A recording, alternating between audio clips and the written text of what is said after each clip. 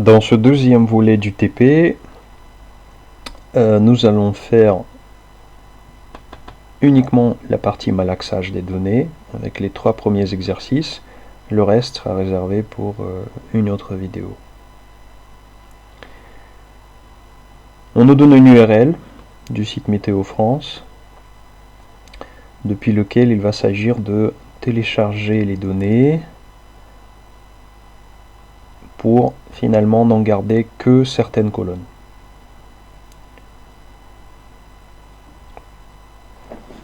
Alors, exercice 1. Première question, donnez la ligne de commande qui permet de rapatrier la liste des stations essentielles au format CSV. On se rend sur le site.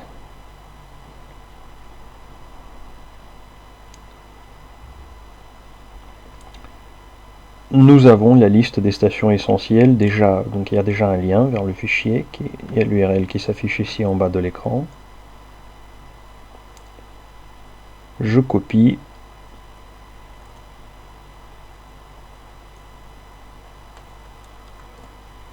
J'ouvre le terminal. Je vérifie que VPN est bien activé.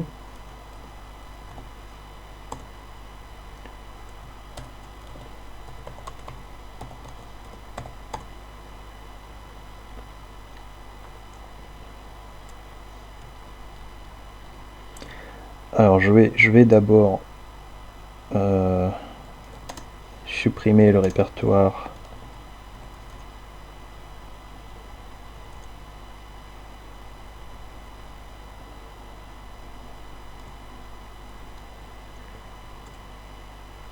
tout ce qu'il y a à supprimer.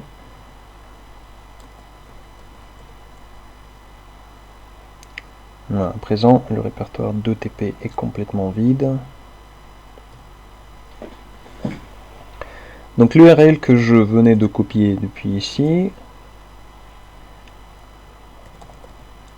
à l'aide de la commande curl, je peux en télécharger le contenu. Alors si je donne l'URL sans spécifier rien d'autre à la commande curl, ce que ça va faire, c'est que ça va balancer le contenu du fichier téléchargé à l'écran. Ce n'est pas exactement ce qu'on veut, je crois. On veut télécharger, donner la ligne commande qui permet de rapatrier la liste des stations essentielles au format CSV. On ne demande pas de sauvegarder, donc effectivement, on peut se contenter de cette commande-là. Avec la commande add, afficher l'entête du fichier rapatrié.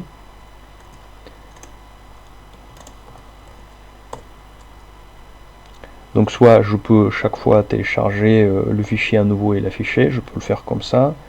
Je peux bien évidemment aussi sauvegarder le fichier pour ne pas avoir à le télécharger chaque fois. Pour sauvegarder un fichier, je peux le faire de deux manières. Je peux d'abord spécifier l'URL et ensuite un paramètre qui s'appelle O comme output en donnant le nom de fichier que je veux. Sous lequel je veux sauvegarder le fichier. Ça peut être aussi, comme on a vu en TP, un nom d'un répertoire dans lequel le fichier sera sauvegardé. Ça, c'est la première méthode de procéder.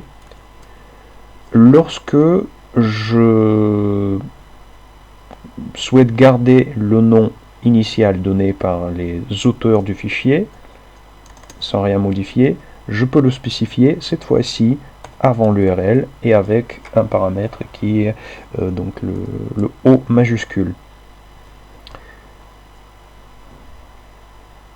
Ce faisant, je dois déjà me retrouver dans le répertoire où je veux sauvegarder, puisque donc voilà, le fichier sera sauvegardé immédiatement dans le répertoire où je me situe à présent.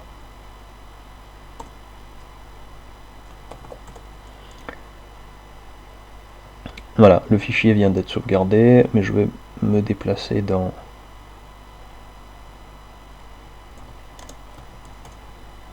je vais plutôt le supprimer. Je vais me déplacer dans Private, 2TP, Et à présent, je vais sauvegarder le fichier ici. Voilà. J'ai aussi la possibilité de faire d'appeler la commande curl en mode silencieux, qui m'évitera d'afficher toutes ces informations là lorsque voilà, si j'en ai pas besoin.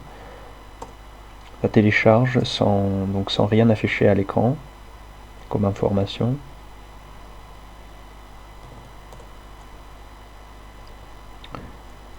Le fichier téléchargé fait 2,6 kilooctets.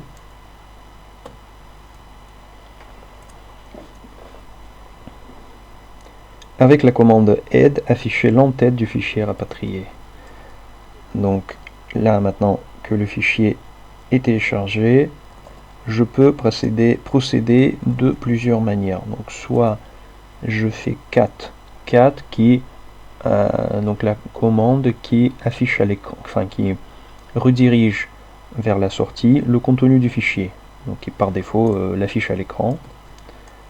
Je peux donc rediriger le résultat de cette commande à aide, à qui je veux demander de juste l'entête. On veut l'entête c'est que la première ligne. Je l'indique comme ça. Je peux aussi utiliser le raccourci -1 pour n'afficher que la première ligne. Je peux aussi commencer par la commande aide donnant le nom du fichier. Encore une fois, là c'est de deux manières différentes. Voilà, 4 manières possibles d'afficher l'entête du fichier à l'aide de la commande aide. Avec les commandes ced et wc, afficher le nombre de stations en France. Alors, les stations en France sont les stations commençant par 07.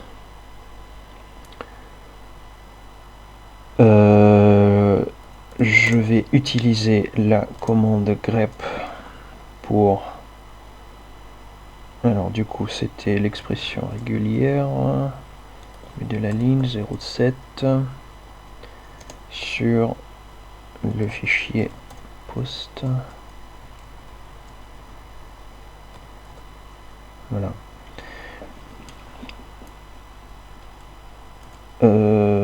Afficher le nombre de stations en France. Donc j'ai cette commande qui affiche, qui filtre les lignes du fichier sur les lignes qui commencent par 07. Maintenant, au lieu de l'afficher sur l'écran, je vais le rediriger vers la commande wc word count pour lui demander de me compter les lignes, non pas les mots, mais les lignes. Et je me retrouve avec 42 stations. 42 lignes, donc 42 stations. Juste à titre d'information, il y a d'autres manières de le faire qu'avec la commande sed. On peut le faire avec la commande grep, ou donc la version grep pour les expressions régulières qui est egrep, en lui donnant, je préfère personnellement egrep parce que c'est un petit peu plus simple. C'est la même chose. Et maintenant, diriger, on trouve aussi 42.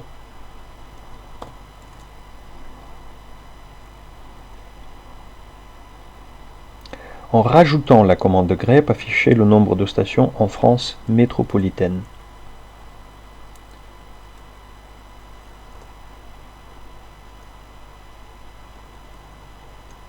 Alors, la France métropolitaine, c'est toutes les stations sauf celles d'Ajaccio et de Bastia. Je vais donc filtrer en utilisant egrep dont je venais de parler pour lui donner le pattern où je vais spécifier deux mots, l'un ou l'autre. Ça va être Ajaccio ou Bastia. Et puisque je les ai écrits en minuscules, je vais aussi spécifier le paramètre i pour dire, pour demander à grep d'ignorer la casse. Ça marche. Donc je viens de filtrer sur ces deux lignes-là.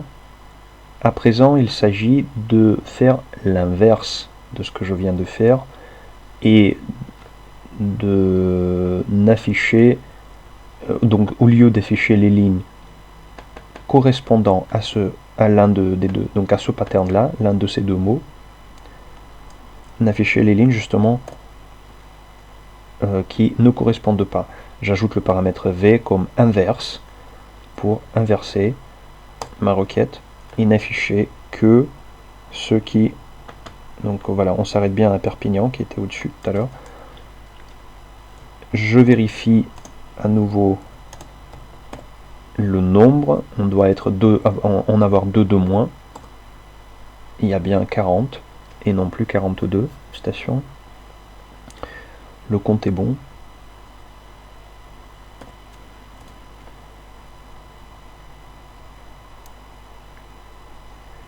Donner là ou les lignes de commande pour rapatrier l'ensemble des données.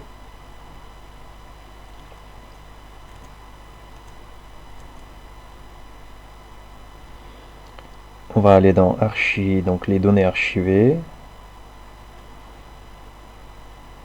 On va demander celle de septembre 2020.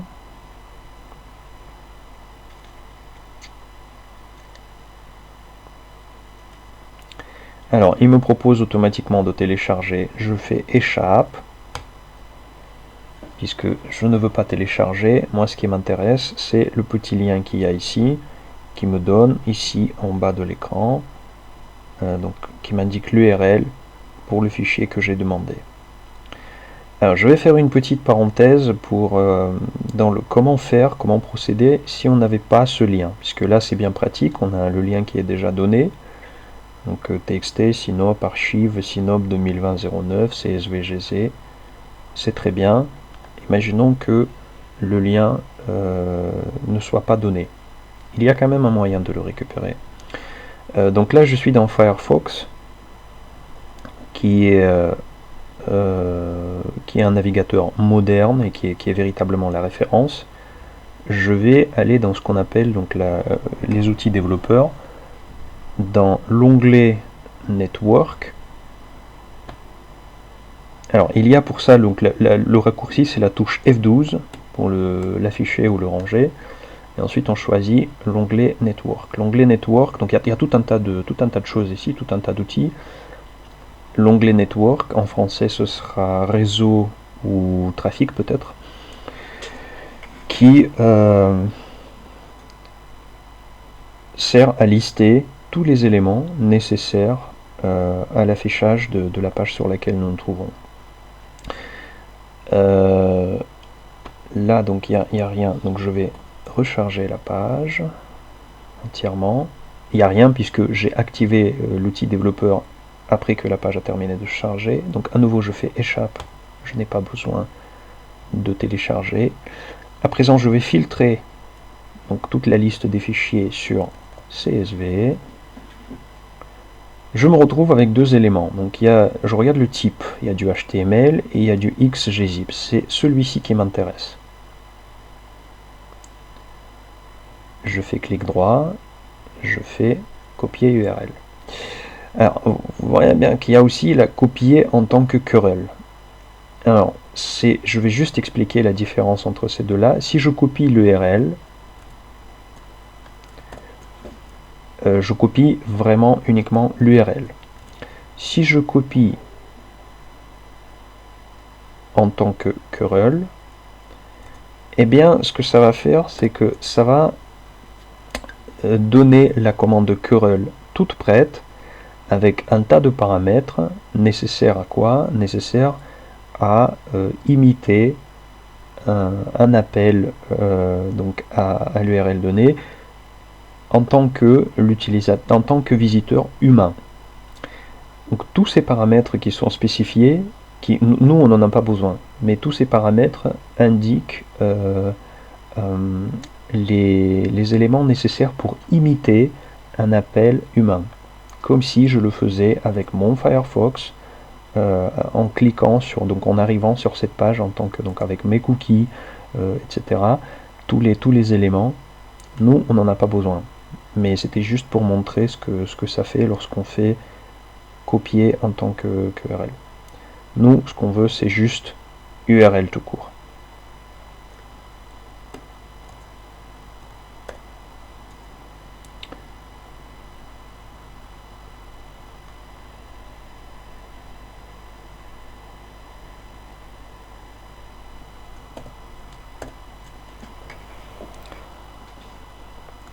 Alors, cette URL,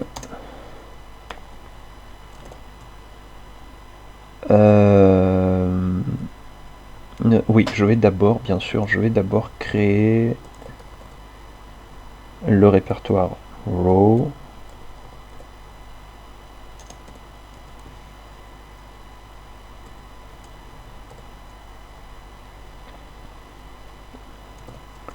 Et ensuite, je vais télécharger le fichier dans le répertoire. Donc, je vais bien évidemment d'abord me déplacer dans le répertoire row. Et je vais ensuite télécharger le fichier. Alors, donc, comme j'ai expliqué tout à l'heure, il y a deux possibilités. Je peux donner le nom du fichier après, mais pareil, c'est pas important. Je vais dire à Curl de garder le nom initialement donné par les auteurs de fichiers. Pour ce qui est de productivité, d'un élément de productivité permettant de rapatrier plusieurs fichiers répondant à plusieurs requêtes en une seule commande, c'est quelque chose qui est bien pratique. Curl reconnaît les expressions régulières dans les URL qu'on lui donne. Donc si ici je spécifie 01 à 09, il va générer 9 requêtes de téléchargement, il va me télécharger 9 fichiers. Donc pour 2020, voilà, 9 fichiers de télécharger. Voilà. Je regarde, pourquoi je fais ça, c'est que c'est pour regarder la taille des fichiers, parce que parfois il y a des erreurs, ça ramène des fichiers vides.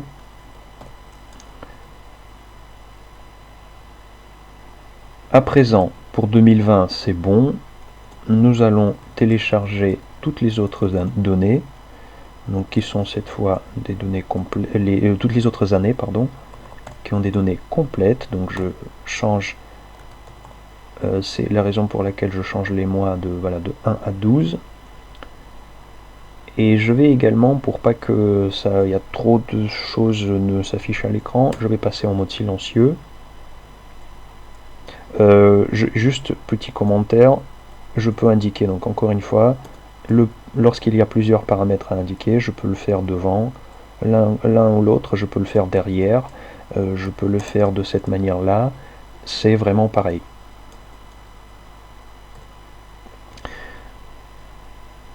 Voilà.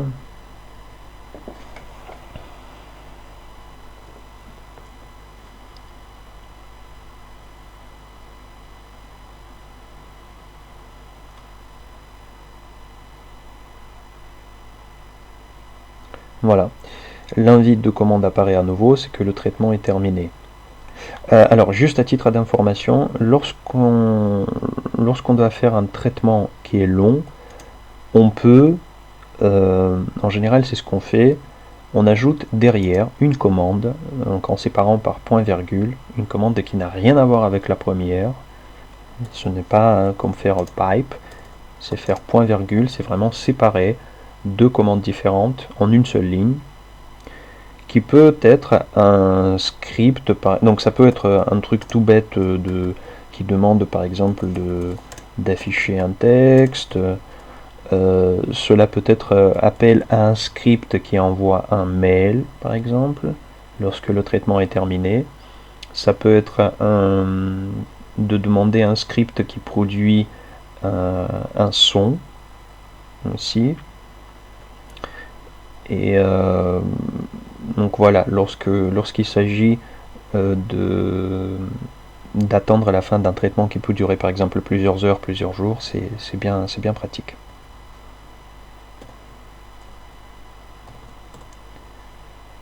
Donc je regarde rapidement si la taille des fichiers est toujours bonne. Voilà, on a des fichiers qui sont pas vides, il n'y a aucun qui est vide, très important, parce que encore une fois c'est des choses qui peuvent arriver.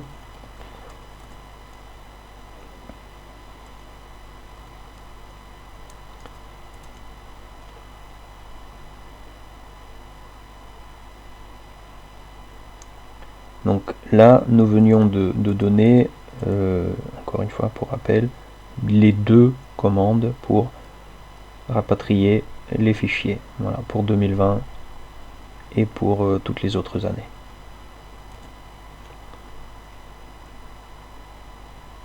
Donner la ligne de commande qui, sans utiliser awk, permet de compter le nombre de fichiers rapatriés. Lorsque je lis permet de compter le nombre, je pense à la commande bien évidemment wc, qui peut donc compter entre autres choses les mots et les lignes. C'est ce qui m'intéresse en l'occurrence. Je peux procéder comme ceci, en demandant de m'afficher les fichiers. Donc là, je demande de me balancer à l'écran les noms des fichiers dont le nom se termine par CSVGZ. Voilà ce que ça donne. On voit que ce ne sont ni plus ni moins que des mots. Je vais donc demander à la commande wc de me compter le nombre de mots qu'il y a. J'arrive à 297. Je peux bien évidemment faire un autre type d'affichage par ligne. Et à ce moment-là, demander à WC de me compter les lignes affichées à l'écran. On arrive toujours à 297 fichiers, tout va bien, mais voilà, juste plusieurs manières de le faire. Donner la ligne de commande qui retourne la taille totale des données rapatriées. Alors ici, pour être tout à fait honnête, c'était une commande que je connaissais mais que j'ai pas l'habitude d'utiliser, donc j'avais un peu oublié. C'est Jean qui me l'a rappelé, mais c'est une bonne occasion de montrer comment je procéderais et comment il faut procéder lorsqu'on ne connaît pas comment faire et qu'on nous demande de faire quelque chose à l'aide d'une commande qui est censée exister mais qu'on ne connaît pas. Donc ce que je ferais si je ne connaissais pas cette commande, je demanderais à Google, voilà, get total size of a directory. Et donc bon, là c'est un peu le cas cliché, mais c'est vraiment comme ça que ça se passe. Voilà, dès le premier résultat, on a une suggestion sans même quitter Google. Je vais toutefois aller à mon site préféré Explain Shell pour voir ce qu'elle fait, cette commande. Donc encore une fois, imaginons que nous soyons dans le cas où je ne connais pas la commande dont il s'agit. Donc ici, j'ai des explications par rapport au nom de la commande et par rapport à chacun des deux arguments. Voilà. Moi, ça me semble correct à présent. C'est la commande que je vais utiliser.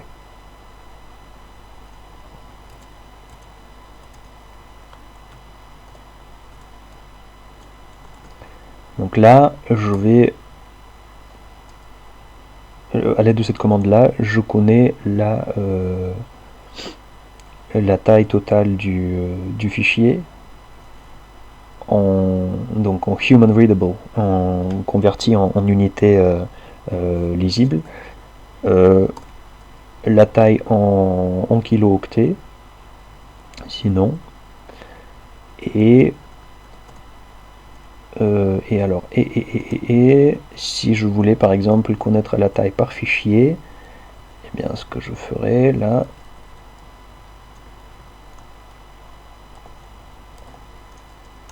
comme ici, je peux filtrer les fichiers et m'afficher la taille en octets, non, en kilo-octets plutôt, pardon, en kilo-octets, donc de chacun des fichiers. À ce moment-là, si je fais summarize, non, ça change rien. Voilà. Donc là, ça change, mais c'est vrai que summarize ne fait pas un... C'est un peu étonnant. Bon, pas bien grave. En tout cas, voilà pour ce qu'il y a de la taille du répertoire. Et la totalité donc de la taille de tous les fichiers téléchargés. Alors, deuxième exercice. J'ai entendu hier, pour ce deuxième exercice, un certain nombre de questions. Il y avait donc plus ou moins une incompréhension générale de la part de certains. Je voudrais faire une petite parenthèse sur la méthodologie d'appréhension de questions, de consignes qui ne sont pas claires. D'abord, imaginez que la consigne donnée est l'expression du besoin d'un client. Et comme on nous a enseigné dans au moins 2 cours, lorsque on est face à l'expression du besoin d'un client, le premier réflexe doit être de l'interroger, de challenger, de soutirer des informations supplémentaires à son client. Donc c'était l'exemple de lorsque qu'on avait en gestion de projet, lorsque le client me demande qu'il veut une trottinette, eh bien je veux dire mais attends, explique-moi quelles sont les raisons qui te font souhaiter une trottinette, parce que si tu me donnes plus d'informations, on va peut-être arriver à la conclusion qu'il te faut non pas une trottinette mais un skateboard, une paire de rollers peut-être, ou une voiture.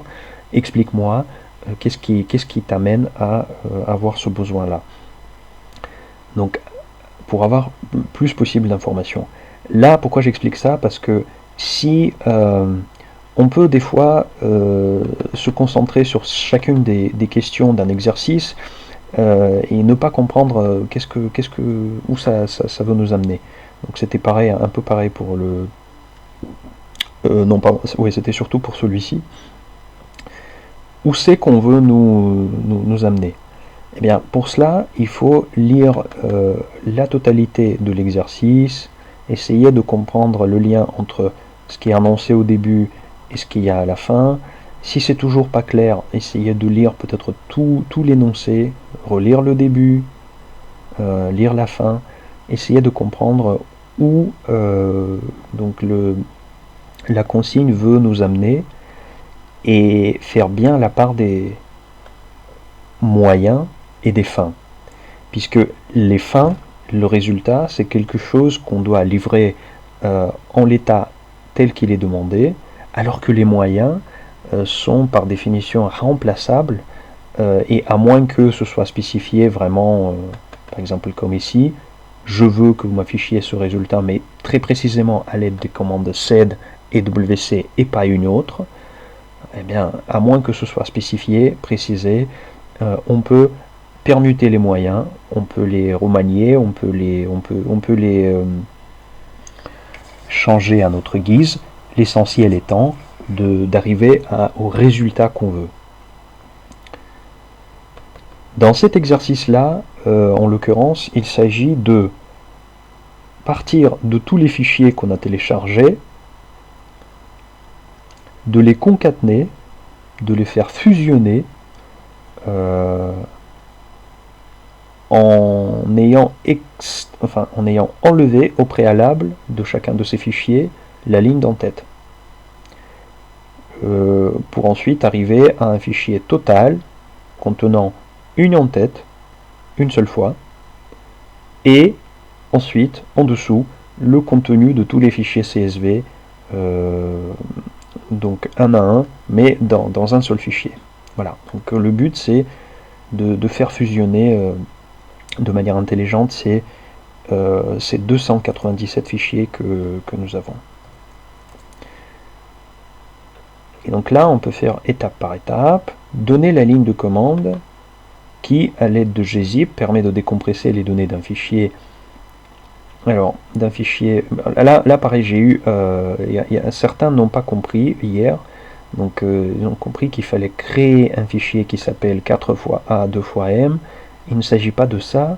Ce dont il s'agit, c'était de dire ici un fichier mensuel qui a ce type de nommage où vous avez l'année du fichier sur 4 caractères, le mois du fichier sur 2 caractères, pour dire que ça pouvait être n'importe quel fichier en fait. C'était complètement inutile de créer le fichier qui s'appelle aaamm.csv. Fallait bien comprendre ça. L'essentiel ici n'est pas de créer un fichier voilà, qui s'appelle très exactement comme ça. L'essentiel ici, c'est de montrer qu'on sait décompresser un fichier à l'aide de la commande gzip. Donc, on va le faire d'abord sur un seul fichier. On ne va pas industrialiser la commande tout de suite, on va le faire sur un seul fichier.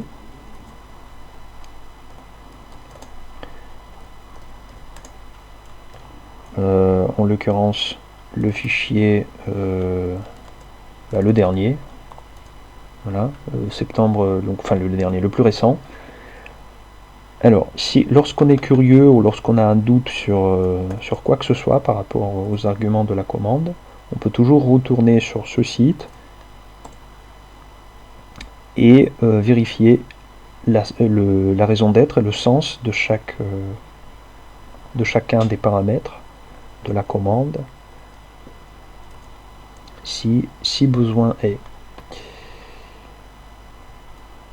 Alors, qu'est-ce que ça fait? Ça nous fait, donc avec je crois que c'est avec OSSC, donc c'est la commande C qui nous fait sortir, donc décompresser et sortir le contenu du fichier décompressé à l'écran par exemple. Donc là, si j'exécute cette commande, ça va balancer le contenu du fichier, quoi.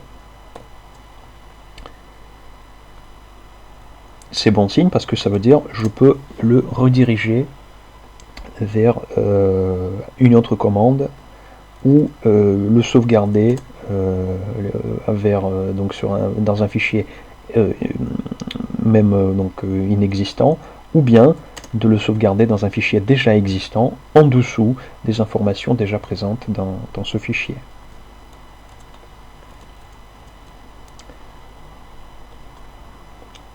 Il s'agit en l'occurrence par exemple de sauvegarder dans un fichier CSV. Je vais donc, et comme c'est un fichier qui n'existe pas, je vais donc utiliser un chevron. S'il s'agissait d'un fichier qui existait déjà, j'aurais utilisé double chevron. Enfin, qui existait déjà et dans lequel je ne souhaitais pas écraser les informations, j'utiliserai à ce moment-là double chevron. Mais en tout cas, voilà la commande.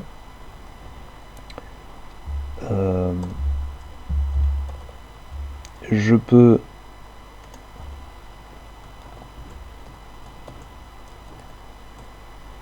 donc connaître la taille de ce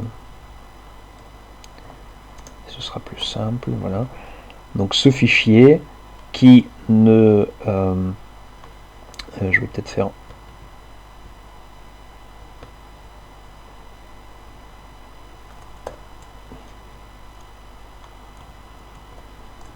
plutôt comme ça, voilà. Donc voici la taille du fichier compressé et la taille du fichier décompressé, juste à titre d'information. Et la commande donc qui est demandée est bien ici. Donner la ligne de commande qui, à l'aide de sed, permet de filtrer la ligne d'en-tête dans un fichier donc CSV On peut bien évidemment le faire sur le fichier CSV que nous venons de créer,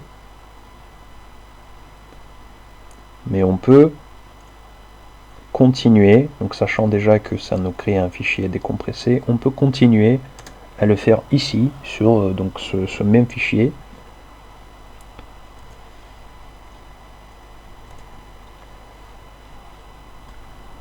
Alors, si je veux, donc il s'agit de filtrer à l'aide de sed. Nous allons utiliser ce paramètre lorsque nous voulons supprimer la première ligne, donc D comme supprimer, delete, 1 comme première ligne, du flux de données que je reçois depuis pipe ici, depuis la commande gzip, eh bien je vais en supprimer la première ligne et je le retourne à l'écran sans la première ligne. La preuve, d'ailleurs, on peut mesurer par exemple avec word count le nombre de lignes qu'il y a, et à la suite de l'application de la commande sed1d, on voit bien qu'il y a une ligne qui est supprimée.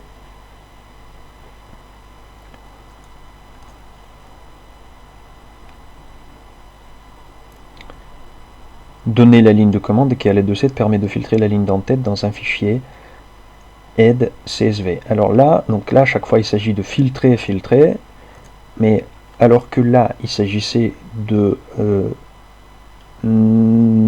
afficher tout sauf la ligne filtrée, ce qu'on va faire à présent, c'est afficher rien que la ligne filtrée. Et d'ailleurs, est-ce que c'est demandé à l'aide de sed? C'est toujours demandé à l'aide de sed. Je ne suis pas sûr comment le faire avec sed. Ce sera, je crois, plus simple de le faire avec add n1 ou bien le raccourci add1, c'est la même chose, mais je ne sais plus comment le faire avec sed. En tout cas, ça revient au même de le faire avec add. Et donc, à présent, comme la ligne de l'entête est identique pour chacun des fichiers, je vais la sauvegarder à part dans un fichier qui n'existe pas encore, add.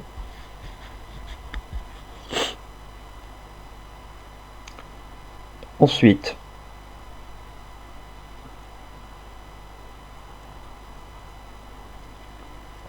je vais transformer cette commande-là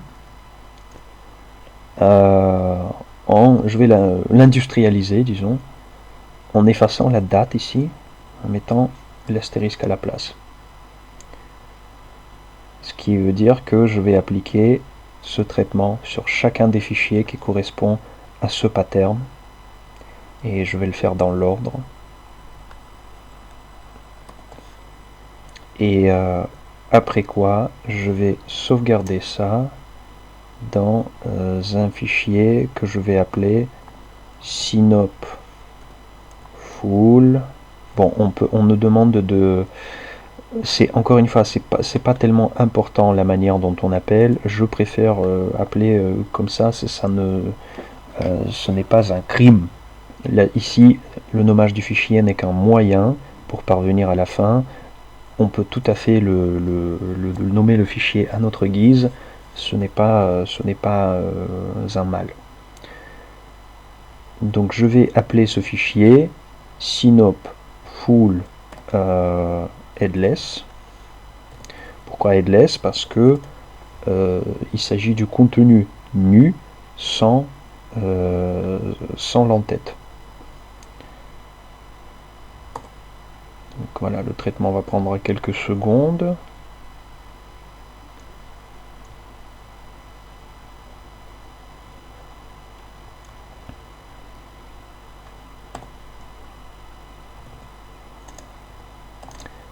Je regarde la taille, il fait 1,1 giga, c'est un gros fichier CSV.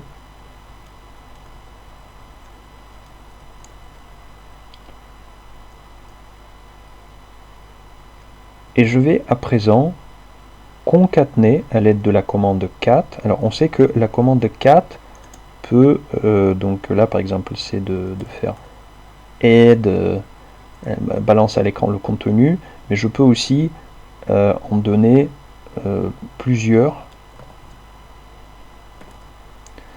Ça va me donc balancer tout le contenu à la suite, l'un en dessous de l'autre. Je ne vais pas le faire parce que le fichier est énorme, et on sait déjà comment ça fonctionne.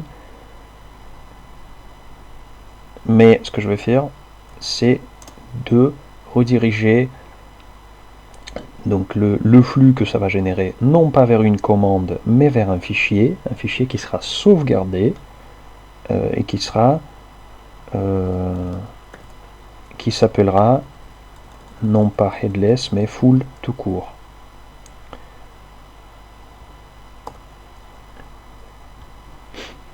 Alors ça va un petit peu plus vite, et là on peut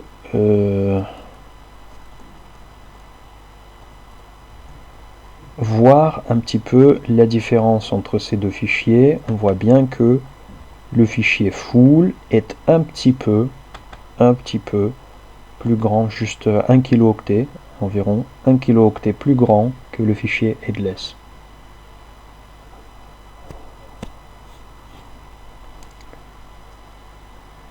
Je peux aussi en afficher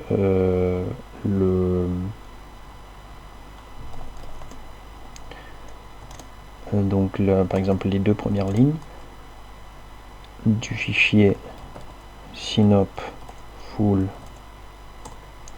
Donc je vois bien que il s'agit d'une première ligne qui est l'entête et d'une deuxième ligne qui est la première ligne des données.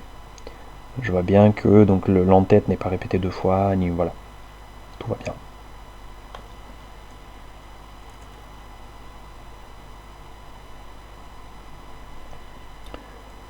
L'exercice 3 à présent.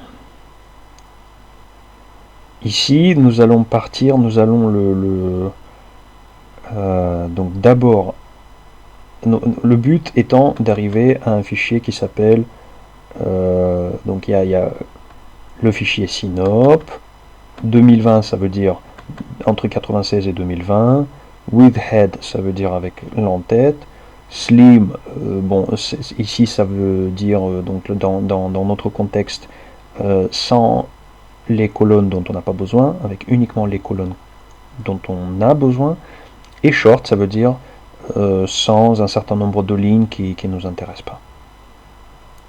Donc voilà le but. Alors pour rappel, les colonnes qui nous intéressent sont la première, deuxième, huitième et la 40e.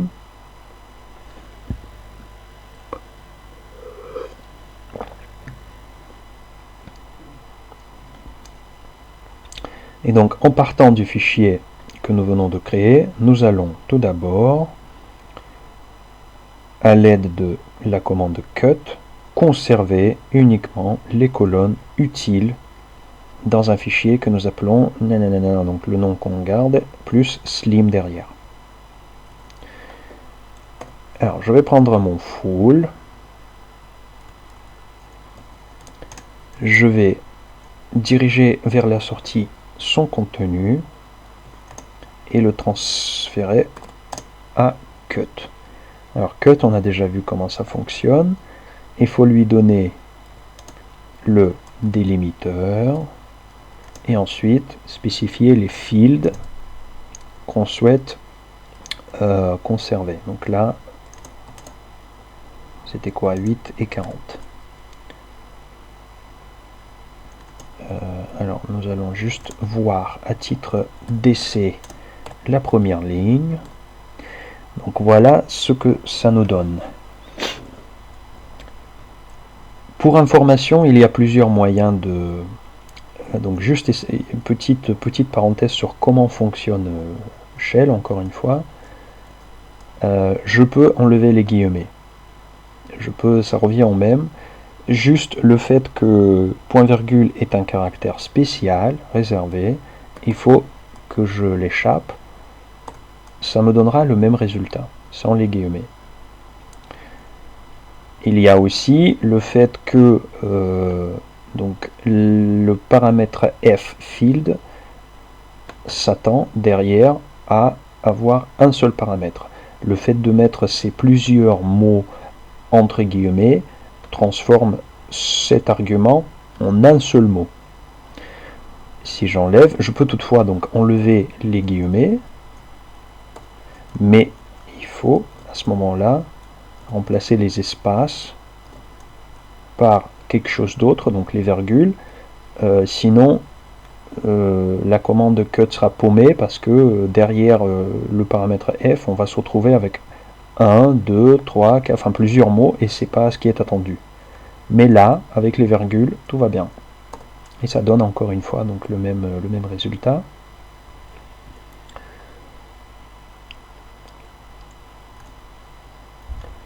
Et nous allons le sauvegarder dans un fichier slim.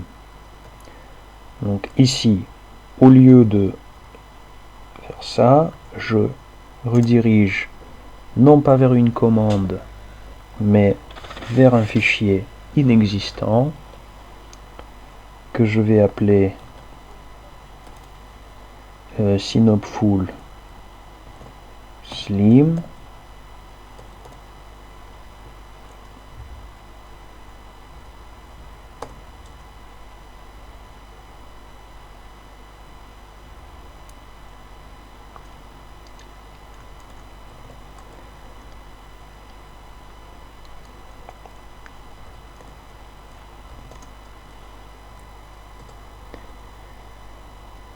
Alors, très intéressant parce que on voit que, oui, il est à peu près 10 fois plus petit que le fichier full.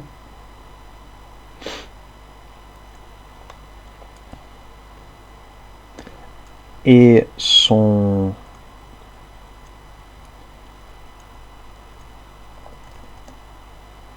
head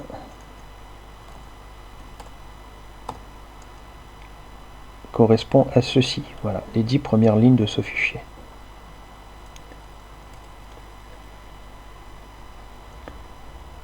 Deuxième question, donner la ligne de commande qui, à l'aide de grep, permet de conserver uniquement les lignes où au moins l'un des deux mesures n'est pas manquante et le sauvegarder dans un fichier, donc slim, et avec le postfix short derrière.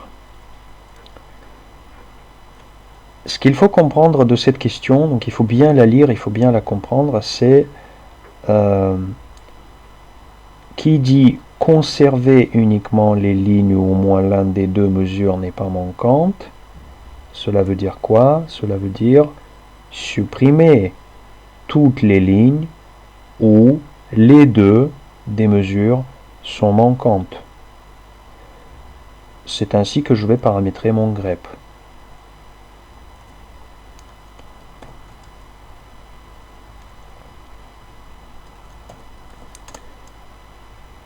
Je redirige vers la sortie le contenu du fichier à l'aide de la commande cat. Je la fais passer à grep, plutôt à ygrep, puisque je vais utiliser une expression régulière. Je vais demander d'ignorer la case. Et je vais, pour commencer, ouais, bien sûr, donc ce sera c'est le head que je demanderai d'afficher, les 10 premières lignes, pas tout.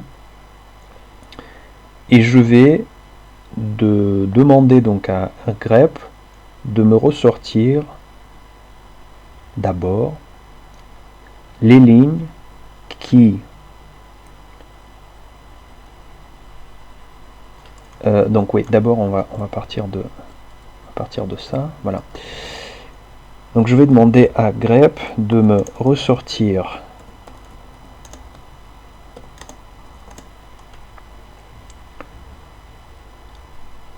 toutes les lignes qui, à la fin, puisqu'il s'agit, donc c'est la fin de la ligne, je vais spécifier quelque chose ici, quelque chose qui est relatif à la fin de la ligne, le caractère de $. Donc on se rappelle que le petit chapeau, c'est quelque chose qui a un rapport au début de la ligne, mais ici ce qui m'intéresse, c'est surtout la fin de la ligne.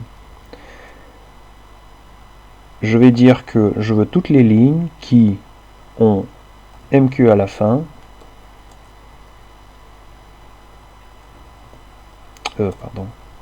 qui ont MQ à la fin et MQ encore une fois avant. Et je vais afficher les 10 premiers résultats de ça. Donc, ce genre de ligne existe.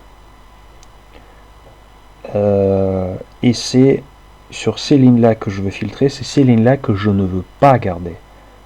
Je veux conserver uniquement les lignes où soit ce résultat-là est renseigné, soit celui-ci est renseigné, soit les deux, mais pas les lignes où les deux résultats sont manquants. Je vais donc à présent transformer la commande grep à l'aide du paramètre v qui signifie inverser la requête. Et donc au lieu de retourner les résultats correspondant au pattern, au motif, retourner plutôt tous les résultats qui ne correspondent pas justement à ce motif.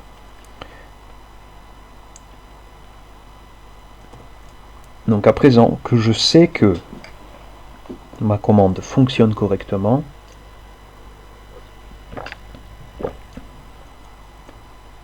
je vais, au lieu d'afficher head, je vais rediriger ça vers un nouveau fichier que je vais appeler slim short.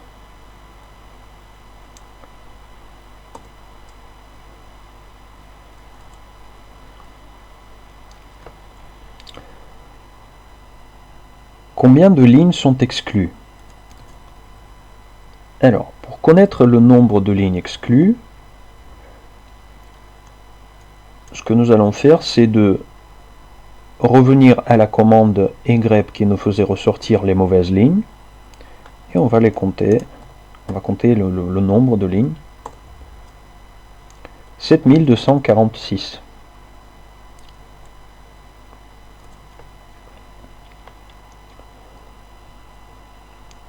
Quelle est la taille du fichier final?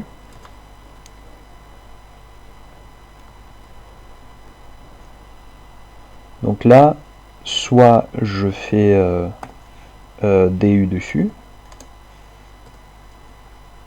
Donc ça, c'est sa taille en kilo-octets. Soit je fais donc la taille en octets, que je peux obtenir comme ça. Soit la taille convertie en méga. Voilà, tout ça c'est la même chose. En kilo-octets, en octets, en mégaoctets. Voilà. Bon week-end à tous, toutes et à tous, et au volet prochain.